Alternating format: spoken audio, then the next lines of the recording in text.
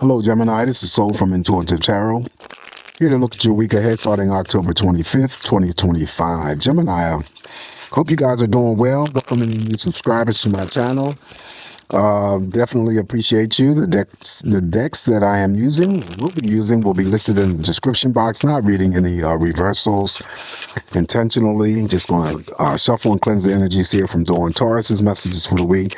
And we're about to see what's coming up here for Gemini. What's in store for Gemini? What can I tell Gemini? Give me all the messages here for Gemini. And by the way, happy Halloween to all the Geminis out there who celebrate Halloween. This is Halloween week. And before I begun the video messages for the week, I just didn't realize it. And, because I could have pulled out my Halloween deck just to make it, the readings a little bit more interesting. But it's all good. Anyway, trick or treat. Energies here for Gemini. All right, so we're going to cut this deck here and set it aside and pull out the other deck and shuffle that up real quick. And like I said, I'm trying something new. This is more or less like an Oracle message deck. Definitely has some very positive energies in association. So, if messages are useful to you, Gemini, of course, by all means, use them. If not, don't worry about it. All right, give me all the messages here for Gemini for this week, October 25th, Halloween week. Messages for Gemini.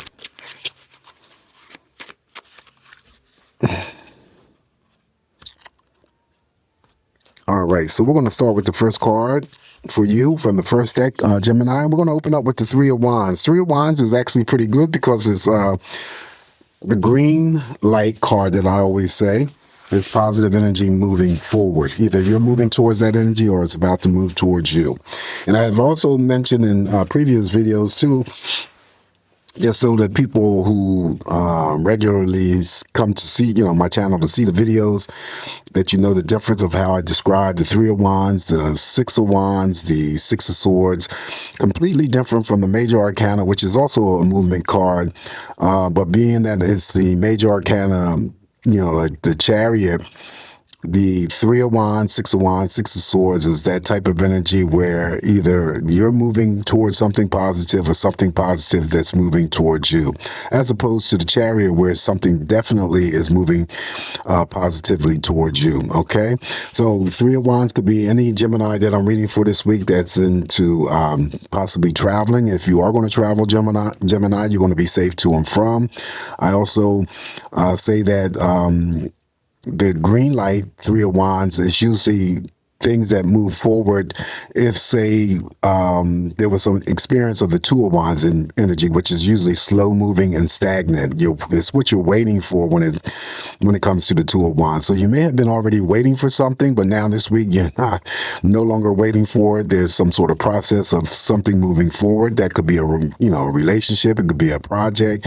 Again, if you're traveling, you're going to be safe to and from, and also to assign long distance love affair and romance with that Three of Wands. On top of the Three of Wands, we got the first oracle message for you, Gemini, and it says Hag. This one says a dark witch that causes suffering to others by preying on their downfall. Siren, evil sorcerer, sorceress, enchantress, or a wizard. Oh my gosh. How appropriate for Halloween, right? So hopefully you guys aren't into dark energy. Not a sorcerer, a sorceress, or a witch. It could be a wizard. All right, so following the hag, or just not a hag in general. Four of Cups is about celebrations, even number of cups emotionally on an emotional scale. What you give is what you're going to get back. I usually assign celebrations with this card. So it could be celebrating birthdays, anniversaries, just spending good quality time with family members, friends, romantic partners, and some of the energy could be spent eating out at diners or restaurants. On top of the Four of Cups here, now we have a third party. Third party is someone outside of a relationship who becomes involved in their dynamic, often causing tension or complications. There you go, Gemini. Are you a third party in a situation, or is a third party involved in your situation? Third party in play. Following the third party in play, now we have the Ten of Cups. Ten of Cups is about family. It's about love. It's about invites out to parties, anniversaries. It could be someone getting married. Again, like the Four of Cups, even number of cups. Emotionally, what you give is what you're going to get back. Ten of Cups is in the group of cards where I say if you receive it in your spread, then you may already be receiving that energy from those that are nearest and dearest, right?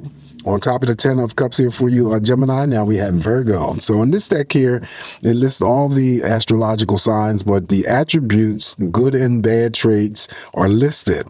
So because I pulled it, it could be that Gemini, you have Virgo in your family. You could be in a relationship with a Virgo. You may have Virgo in your birth chart. It could be a friend. It could be did I mention family member? Yeah, it could be family, could be friends, could be a coworker, or you may have Virgo in your birth chart. But anyway, the time span here is from August, I don't know why this is so dark, August 23rd to September 22nd. And then the good traits here of Virgo is artistic, kind, observant, faithful, modest, analytical, charming, and clean. The bad traits, however, for Virgo is ruminative, okay, critical, uptight, picky, people-pleasing, irritable. Compatible signs to Virgo is Taurus, Capricorn, Cancer, Scorpio, as well as Pisces. Following Virgo here, now we have the Eight of Swords. Eight of Swords here is the card that I always, advise you guys to be careful because it has a trick side to it. She's surrounded by those swords. She's blindfolded. And I always say that you can see yourself out of any situation that you may feel like you're bound to. This card always represents some sort of level of fears. Could be a lack of intimacy or having to have a fear of intimacy. Could be a break in communication with family members, friends, romantic partners, whether or not they're near or far. Some sort of form of anxiety, sleepless nights, doubts, suspicions. All of that is the Eight of Swords. Now, of course, if the Eight of Swords is the type of energy that you experience this week, deal with it, reduce the conflicting energies for yourself. You don't want this energy to linger around if you are dealing with it because it just leads to increase your energies and maybe the Nine of Swords, which is much worse. The trick side to the Eight of Swords, Gemini, just simply represents having to infiltrate your mind unnecessarily with events that have yet to occur. So keep in mind, oftentimes we do that. We're guilty. Everyone is guilty of doing that. You think about something specific, could be a situation, a person, like I said before, or an event, and you're playing that role out in terms of an end result of how it may be, like the outcome. And it sort of never turns out the way that you plan it or, compile it together in your mind. So be careful there, okay? Because it may come to you. You may have to deal with it or it may not come at all. It may not even turn out the way that you have compiled in your mind. So be careful with that. On top of the Eight of Swords here, now we have trailer and RV. This one says live in a trailer or trailer park. Someone could be living in an RV or travel in an RV. Now, this card has shown up like 3 times, but I've also been attaching my own meanings to that someone could be just simply traveling like the Three of Wands here, whether or not it's in an RV or whatever, you're going to be safe to and from. All right, so following the trailer, now we have the Ace of Cups. Ace of Cups is an offering. You see the big hand and the chalice. Pregnancy news is around you. Could be someone giving birth to a child, but that chalice of an offering could be a couple of things. It could be a job offer and also could be a form of a new romantic and platonic relationship. That's what the Ace of Cups justifies. On top of the Ace of Cups, now we have the talented. So we're talking to some talented Geminis here. I'm one of them, Gemini Moon. So if you have a Gemini Moon, oftentimes people who possess Gemini moons are very creative and also very artistic. So we definitely, that definitely explains us. But anyway, talented says having a natural ability or skill in a particular area, accomplished, skilled, proficient, smart, capable, definitely clever, and an expert. All right.